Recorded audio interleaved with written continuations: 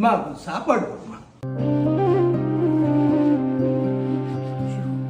சாப்பாடுலாம் இல்ல, நீங்க போய் கடையில சாப்பிடுங்க.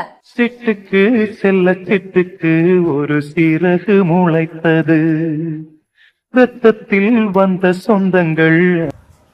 போன வேற மறந்துட்டேன். இன்னைக்கு என்னம்மா சாப்பாடு? ஏங்க, சிக்கன் கிரேவி இருக்கு, மட்டன் பிரியாணி இருக்கு, நண்டு கிரேவி இருக்கு, ஃபிஷ் ஃப்ரை இருக்கு, எல்லாமே இருக்குங்க. நம்மளுக்கு தான் சோறு இல்லைன்ட்ட மாப்பிள்ளைக்காவது விதவிதமாக சமைச்சு போடுறாளே.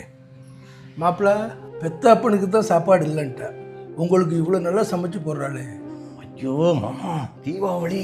என் மகளை செல்லம் கொடுத்து கெடுத்துட்டேன்னு நினச்சேன், ஆனால் நல்லா வளர்த்துருக்கேன் மாப்பிள்ளை. தீபாவளி மாமா.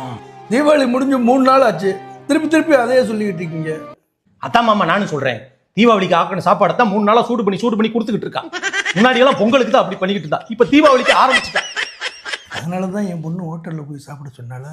என் பொண்ணு நல்லா தான் வளர்த்துருக்கேன். தந்தையும் இல்லை அன்னையும் இல்லை, கனவா வெறும்